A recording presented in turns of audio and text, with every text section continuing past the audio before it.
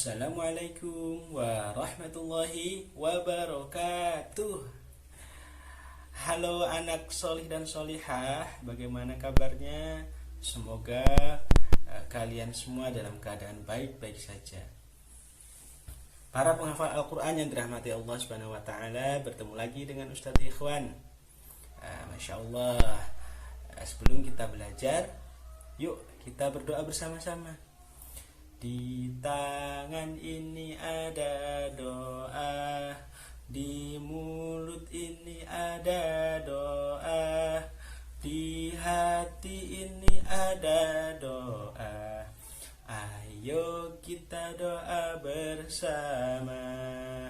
Doa sebelum belajar. Bismillahirrahmanirrahim. Allahumma anfa'na bima 'allamtana wa 'allimna ma yanfa'una. Rabbi zidna 'ilma warzuqna fahma birahmatika ya arhamar rahimin. Amin. Semoga dengan berdoa kita diberikan ilmu yang bermanfaat oleh Allah Subhanahu wa Ta'ala, dimudahkan dalam memahami ilmu yang akan kita pelajari bersama. Amin. Para penghafal Al-Quran yang dirahmati Allah Subhanahu wa Ta'ala, kali ini Ustadz Ikhwan akan sedikit memberikan cerita tentang salah satu sahabat Rasulullah SAW yang paling dicintai oleh Allah dan Rasulnya. Salah satu sahabat yang pertama kali masuk Islam. Nah, beliau juga salah satu sahabat yang selalu membenarkan apa yang disampaikan oleh Rasulullah.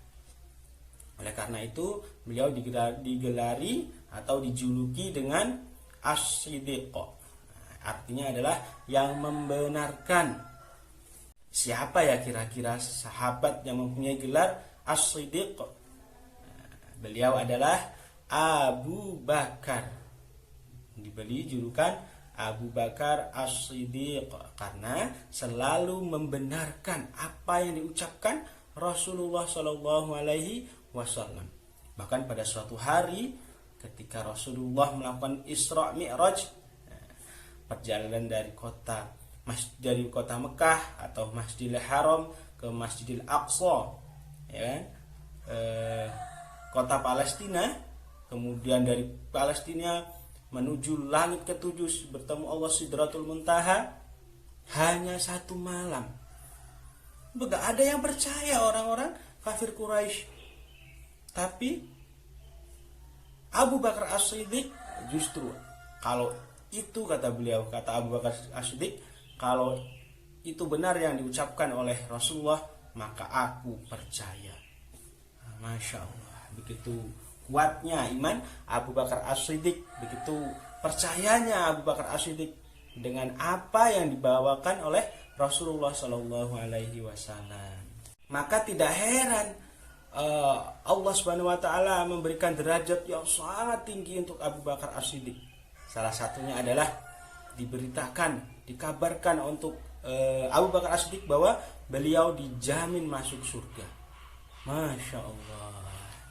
Nah, kemudian selain itu beliau juga menjadi khalifah yang pertama setelah wafatnya Rasulullah, menjadi pemimpin umat Islam setelah wafatnya Rasulullah. Masya Allah. Nah, anakku soleh dan solihah, ada satu kisah yang sangat masyhur, yaitu tentang Abu Bakar As-Siddiq, yaitu ketika Abu Bakar As-Siddiq diminta untuk menemani Rasulullah berhijrah dari kota Mekah menuju kota Madinah. Nah, ini kejadian yang sangat menarik ketika beliau menuju Gua Thur. Bagaimana ya kisahnya? Yuk ikuti kisah berikut ini. Suatu ketika Rasulullah SAW mendakwahkan Islam di kota Mekah, selama 13 tahun lamanya. Namun kebencian kaum kafir Quraisy itu terus bertambah-tambah, sehingga Allah Subhanahu wa taala memerintahkan Rasulullah untuk berhijrah. Jadi tidak langsung pergi. Berhijrah itu pindah ya, dari kota Mekah menuju Madinah. Karena di Madinah ini masyarakatnya menerima Islam dengan senang hati. Maka para sahabat Rasulullah SAW diperintahkan untuk berhijrah secara sembunyi-sembunyi. Jadi berganti-gantian. Beberapa orang hijrah ke Madinah terus sampai akhirnya yang terakhir adalah Rasulullah SAW dan juga Abu Bakar. Nah, pada suatu hari Allah Subhanahu wa taala memerintahkan Rasulullah SAW untuk berhijrah ke kota Madinah. Kemudian Rasulullah menyampaikan kepada Abu Bakar, "Wahai Abu Bakar, Allah telah memerintahkan aku untuk berhijrah ke kota Madinah." Mendengar itu, langsung Abu Bakar, "Ya Rasulullah, bolehkah aku menemani engkau berhijrah?" Kemudian dengan tersenyum Rasulullah menyampaikan bahwa Abu Bakar diperbolehkan untuk menemani Rasulullah berhijrah. Bagaimana perasaan Abu Bakar? Wah, ternyata Abu Bakar itu sangat gembira. Saking gembiranya, beliau itu sampai menangis seperti anak kecil. Ibunda Aisyah radhiyallahu anha menyampaikan bahwa Abu Bakar radhiyallahu anhu menangis, saking bahagianya menangis, dan beliau berkata bahwa tidak ada atau beliau tidak pernah melihat seorang pun yang ketika menangis bahagia seperti menangisnya Abu Bakar As-Siddiq. Masya Allah, begitu cintanya Abu Bakar As-Siddiq kepada Rasulullah. Padahal perjalanan dari kota Mekah menuju Madinah itu bukan perjalanan yang menyenangkan, tetapi justru perjalanan yang akan mempertaruhkan nyawa Abu Bakar. Tetapi karena Abu Bakar itu sudah sangat sayang kepada Rasulullah Shallallahu Alaihi Wasallam, maka Abu Bakar pun akan bergegas dan menyiapkan semua perbekalannya. Masya Allah. Setelah itu Abu Bakar As-Siddiq memerintahkan putrinya Asma untuk menyiapkan semua perbekalan. Semua harta yang ada di rumah ia bawa untuk berangkat menuju kota Madinah. Dan tidak ada yang disisakan sedikit pun untuk keluarganya yang ditinggalkan. Namun ia percaya bahwa Allah Subhanahu wa taala pasti akan menjaga keluarganya. Masya Allah, inilah bukti kekuatan iman yang sangat kuat dari Abu Bakar As-Siddiq. Nah, setelah semua perbekalan siap, maka Rasulullah SAW beserta Abu Bakar As-Siddiq radhiyallahu anhu berangkat menuju kota Madinah. Namun mereka singgah atau berhenti sebentar di Gua Thur untuk beristirahat. Ada yang menarik, ketika di dalam perjalanan Abu Bakar As-Siddiq ini kadang-kadang dia berjalan lebih dulu atau berjalan di depan Rasulullah sambil menoleh ke depan. Kemudian pada suatu waktu Abu Bakar As-Siddiq itu mundur, berjalan di belakang Rasulullah sambil melihat ke kanan dan ke kiri. Terus seperti itu ia lakukan. Nah, apa alasan Abu Bakar radhiyallahu anhu melakukan seperti itu? Ternyata alasannya sungguh sangat mulia. Ketika Abu Bakar teringat musuh dari arah depan, maka dia akan berjalan lebih cepat daripada Rasulullah Shallallahu Alaihi Wasallam. Dan apabila dia teringat lagi para pengejar dari kaum kafir Quraisy, maka Abu Bakar akan mundur membelakangi Rasulullah Shallallahu Alaihi Wasallam, di belakang Rasulullah Shallallahu Alaihi Wasallam. Kemudian Rasulullah Shallallahu Alaihi Wasallam bertanya, "Wahai Abu Bakar, apakah engkau ingin apabila terjadi sesuatu, maka engkaulah yang akan mengalaminya terlebih dahulu?" Tanya Rasulullah. Maka Abu Bakar pun menjawab, "Ya, betul Rasulullah SAW, aku tidak ingin engkau terluka sedikit pun dalam perjalanan menuju kota Madinah. Masya Allah, begitu cintanya Abu Bakar As-Siddiq kepada Rasulullah Sallallahu Alaihi Wasallam, sampai-sampai beliau rela mempertaruhkan nyawanya demi orang yang ia sayangi selamat dari musuh-musuh Allah. Kemudian sampailah keduanya ke Gua Thur. Nah, ketika Rasulullah SAW hendak masuk, maka Abu Bakar pun menghalanginya. Wahai Rasulullah, biar saya saja yang masuk. Di Gua Thur tersebut, kemudian Abu Bakar As-Siddiq masuk untuk memeriksa apakah ada sesuatu yang membahayakan. Biasanya dalam gua itu ada hewan-hewan yang berbahaya seperti kalajengking, ular. Itu biasanya mereka membuat sarang di dalam gua-gua. Oleh karena itu Abu Bakar ingin memastikan sebelum Rasulullah masuk, gua itu harus bersih, harus aman, sehingga Rasulullah bisa beristirahat dengan tenang.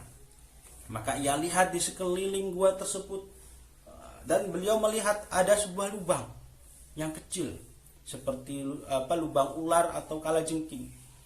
Maka Abu Bakar As-Siddiq merobek sedikit bajunya, dirobek ya, jubahnya ya. Kemudian dia buat bulatan, kemudian untuk menutupi lubang tersebut. Baru setelah itu, ketika dirasa semuanya sudah aman, maka Abu Bakar As-Siddiq pun memerintahkan Rasulullah SAW untuk masuk ke dalam Gua Thur. Disitulah mereka beristirahat. Dalam suatu riwayat bahwa ketika Rasulullah dan juga Abu Bakar As-Siddiq masuk ke dalam gua, ada laba-laba secara cepat membuat sarang tepat di dalam mulut gua. Jadi sehingga ketika para kaum kafir Quraisy itu melewati Gua Thur, ya, mereka melihat, oh ada sarang laba-laba nih, berarti tidak ada orang, pasti tidak ada orang di dalamnya. Ya, jadi Rasulullah dan juga Abu Bakar As-Siddiq selamat dari kejaran para kaum kafir Quraisy berkat pertolongan Allah melalui seekor laba-laba ya, yang membuat sarang tepat di depan gua. Nah, ketika berada di dalam Gua Thur, Rasulullah SAW beristirahat, tiduran di pangkuan Abu Bakar As-Siddiq. Nah, ketika itu ada seekor kalajengking yang menggigit Abu Bakar As-Siddiq. Wah, rasanya pasti sakit sekali karena kalajengking ini termasuk binatang yang berbisa. Berbisa itu beracun. Jadi kalau kita tersengat kalajengking itu sudah pasti akan kesakitan. Bahkan bisa menyebabkan orang meninggal dunia karena racun tersebut. Nah, pada saat itu Rasulullah sedang tertidur. Maka Abu Bakar ini tidak ingin Rasulullah itu bangun karena melihat Abu Bakar kesakitan. Tidak ingin mengganggu waktu istirahatnya Rasulullah SAW. Lantas bagaimana Abu Bakar? Ternyata Abu Bakar itu menahan sakitnya. Sampai-sampai ia menangis. Tidak terasa air matanya itu menetes di pipi Rasulullah SAW. Maka Rasulullah pun terbangun. Ya Abu Bakar, apa yang terjadi? Kemudian Abu Bakar menceritakan bahwa ia tersengat kalajengking.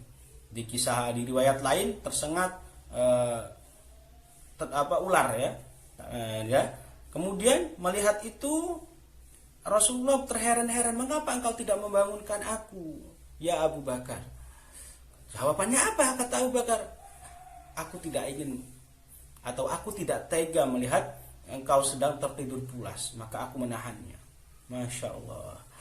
Oleh karena itu Rasulullah SAW pun mengobati Abu Bakar As-Siddiq dengan usapan, kemudian dengan meminta pertolongan Allah Subhanahu wa taala, dan atas izin Allah Subhanahu wa taala Abu Bakar As-Siddiq pun sembuh dari sengatan kalajengking.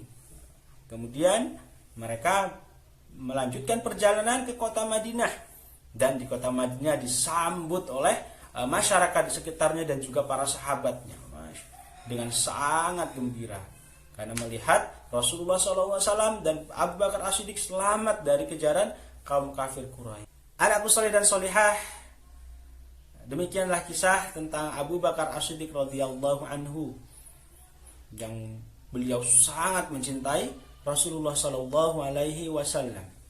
Bahkan beliau rela memberikan seluruh hartanya untuk dakwah Islam, sehingga Islam bisa tersebar ke seluruh dunia. Bahkan beliau juga rela mengorbankan nyawanya, ya, demi Rasulullah SAW, demi keselamatan Rasulullah SAW. Nah, berkat Abu Bakar As-Siddiq juga Islam tersebar ke seluruh dunia. Salah satunya di Indonesia, ya, di negara kita menjadi negara terbesar, negara penduduk Muslim paling banyak di dunia adalah di Indonesia. Oleh karena itu, mari kita teladani bagaimana Abu Bakar As-Siddiq mencintai Islam, bagaimana Abu Bakar As-Siddiq berkorban, ya, seluruh harta dan nyawanya untuk agama Islam. Nah, anakku soleh dan solehah, tentu kita semua juga bisa. Nah, salah satunya adalah dengan menjaga Al-Quran dan mengamalkannya, menaati seluruh perintah Allah dan juga menjauhi larangannya.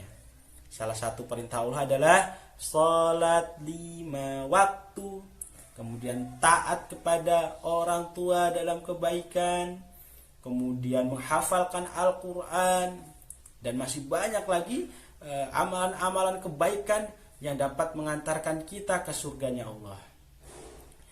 Nah, semoga Allah memberikan kemudahan kepada kita, Allah memberikan istiqomah kepada kita, sehingga kita menjadi hamba-hamba yang solih dan solihah, dan kelak dikumpulkan di surganya Allah Subhanahu wa taala bersama-sama. Amin ya rabbal alamin. Demikian yang bisa Ustaz Ikhwan sampaikan, semoga bermanfaat. Mari kita tutup belajar kita dengan membaca doa kafaratul majlis. Subhanakallahumma wa bihamdika asyhadu an la ilaha illa anta astaghfiruka wa atubu ilaik. Ustaz Ikhwan akhiri. Wassalamualaikum warahmatullahi wabarakatuh.